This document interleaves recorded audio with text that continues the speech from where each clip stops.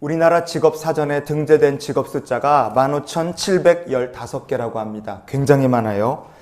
여러분 갖고 계신 직업이 뭔지는 제가 다는 모르지만 그러나 우리가 가지고 있는 직업이 우리의 인생, 우리의 세상 사는 모습을 거의 이렇게 정합니다. 직업이 많다는 건 세상 사는 사람들 인생살이가 참 다양하고 그 모습이 참 천차만별이라는 뜻인데요. 인생 사는 모습은 다 다를지 모릅니다. 그러나 이 땅을 사는 모든 인간이 결국은 마지막에 가야 될 길은 딱 두 가지로 요약이 됩니다. 천국과 지옥이에요. 사는 모습은 다 다를지 몰라도 어떻게 인생 살았는지는 다 다를지 몰라도 마지막은 딱 두 개, 천국과 지옥밖에 없습니다. 예수님께서 요한복음 14장 6절에서 내가 곧 길이라 그러셨어요. 예수님께서 우리의 생명의 길이십니다. 그래서 예수님을 믿고 주님의 길을 걸어간 사람은 반드시 하나님께로 가게 되어 있음을 믿으시기 바랍니다. 천국으로 가는 길을 걸어간 사람이 천국 문에 다다르게 될 것이고 지옥으로 가는 길을 걸어간 사람이 지옥으로 떨어지는 것은 당연한 이치일 겁니다. 그렇기 때문에 오늘 우리가 잠언 9장을 보면서 이 두 가지 초대 이야기를 우리 마음속에 잘 새겨서 알아보는 시간이 되기를 원합니다.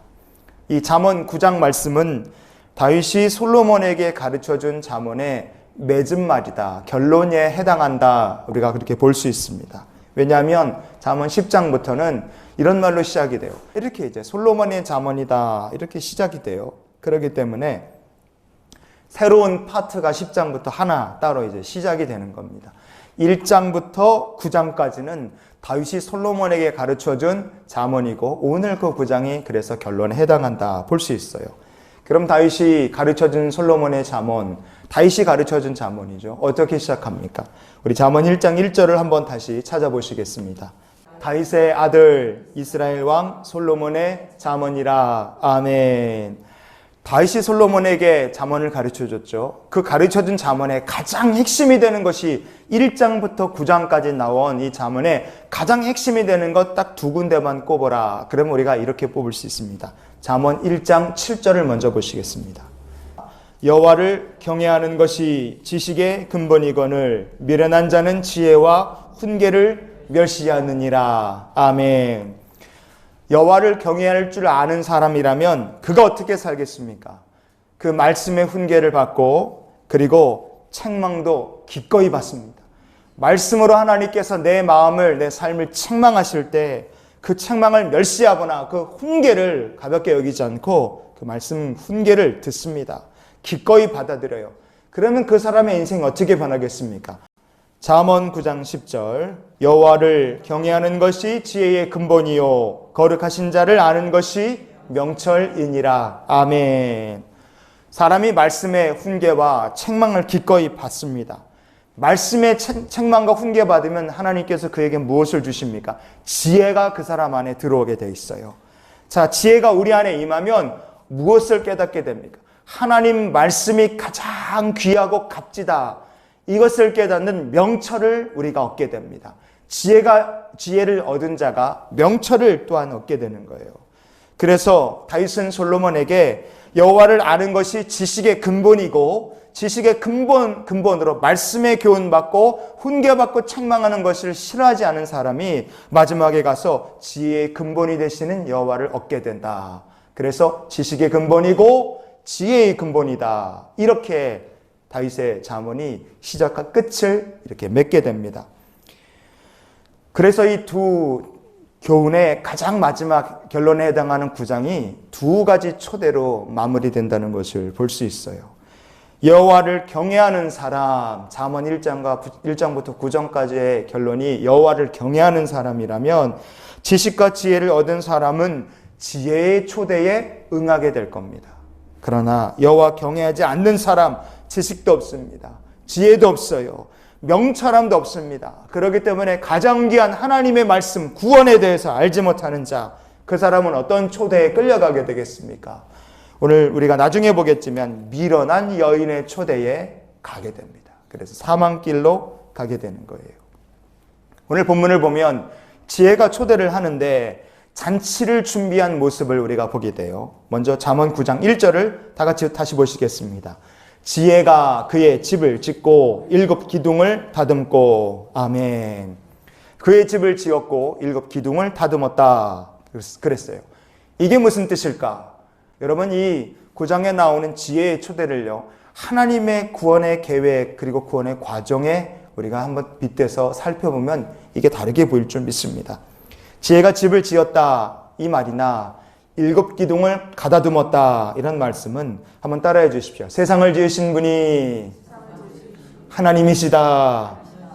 아멘. 사무엘상 한번 찾아보시겠습니다. 2장 8절입니다.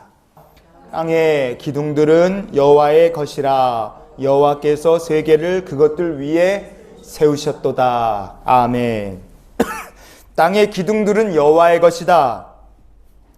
우리가 오늘 읽은 잠언 9장 1절 말씀에 집을 짓고 기둥을 가다듬었다. 7 기둥을 가다듬었다.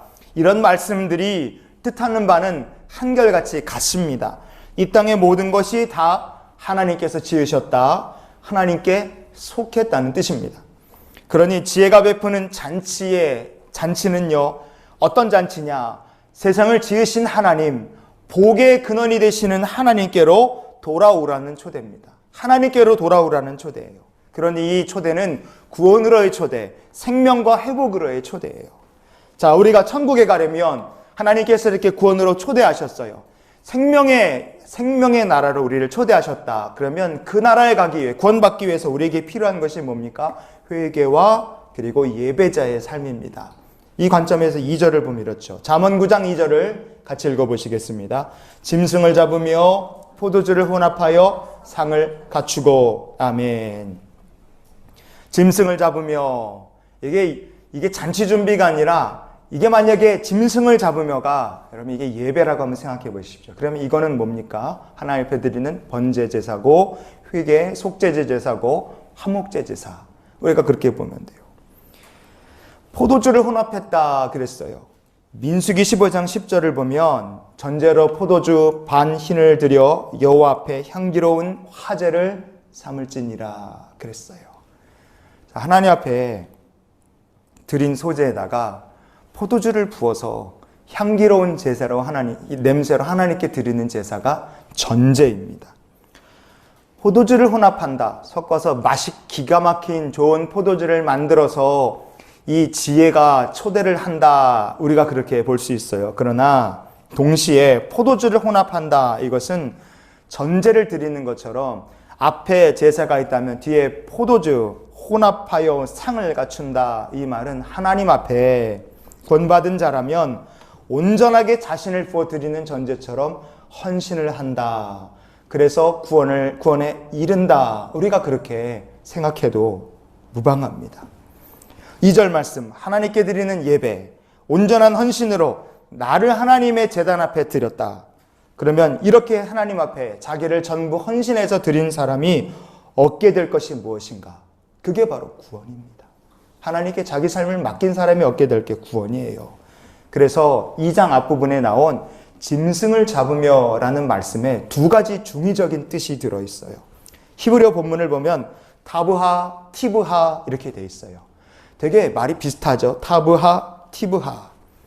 타브하라는 말이 히브리어로 짐승을 잡는다 그런 뜻이 있어요. 그런데 짐승 잡는다는 뜻보다 더 많이 쓰이는 중요한 뜻이 무엇이냐? 상자라는 뜻입니다. 타브하라는 말이 상자라는 뜻이에요. 창세기 6장 14절 말씀에 하나님께서 노아에게 방주를 만들어라 그렇게 명령하셨어요. 그런데 그때 6장 14절에 나온 방주라는 말이 히브리어로 뭐라고 써 있느냐? 테바트 그렇게 써 있어요. 타브하라는 말이 상자고 테바트라는 말도 이게 어순이 이렇게 모양이 조금 다르지만 그 뜻은 똑같습니다. 상자라는 뜻이에요. 하나님께서 보시기에 방주도 또한 상자인데 어떤 상자입니까? 구원의 상자예요. 여러분, 지혜의 초대란 결국 창조의 근원이 되시는 하나님, 우리 구원의 마지막 목적지가 되시는 하나님께로 초대하는 겁니다. 생명을 얻는 길로 가기 위해서 이 땅을 사는 동안에 어떻게 해야 됩니까? 우리가 하나님 앞에 번제 드리고 제물 드려서 예배 드리는 것처럼 예배자가 되고 그리고 자기의 삶을 전제와 같이 포도주처럼 부어서 자기의 삶이 하나님 앞에 향기 나는 냄새 나는 삶이 될 때 하나님께서 그렇게 예배자가 된 그 성도를 어떻게 해주시겠습니까? 이 땅 사는 동안 하나님께서 그 사람의 구원의 방주가 되어주심을 믿으시기 바랍니다. 만약에 우리의 삶이 하나님 앞에 지식도 없고 지혜도 알지 못해서 하나님 찾는 예배자가 되지 않는다. 그럼 어떻게 되겠습니까? 그러면 우리를 부르는 예수님의 그 부드러운 음성이 변해서 우리를 책망하시는 무서운 심판의 소리를 마지막에 듣게 되는 거예요. 자, 요한계시록 14장 10절. 그도 하나님의 진노의 포도주를 마시리니 그 진노의 잔에 섞인 것이 없이 부은 포도주라. 잠언 9장 2절에서 포도주를 혼합하여 상을 갖췄다 그랬어요. 이거는 구원으로의 추대입니다. 그러나 진노의 부르심은 섞인 것이 없이 부은 포도주입니다. 여러분, 이 차이를 우리가 잘 기억하셔야 돼요. 믿음으로 살아 하나님께서 나의 구원의 방주가 되어주신 분은 섞인 것 정말 혼합하여 귀한 극상품 포도주같이 하나님께서 우리에게 구원의 잔이 되어주실 겁니다. 그러나 예배자로 살지 못하면 우리에게 구원의 방주가 준비되지 않는 거예요. 그 사람은 섞인 것 없이 부은 진노의 포도주를 하나님 앞에 심판대 앞에서 온전히 받게 될 겁니다. 사는 길로 가는 성도가 지혜로운 사람인 줄 믿습니다.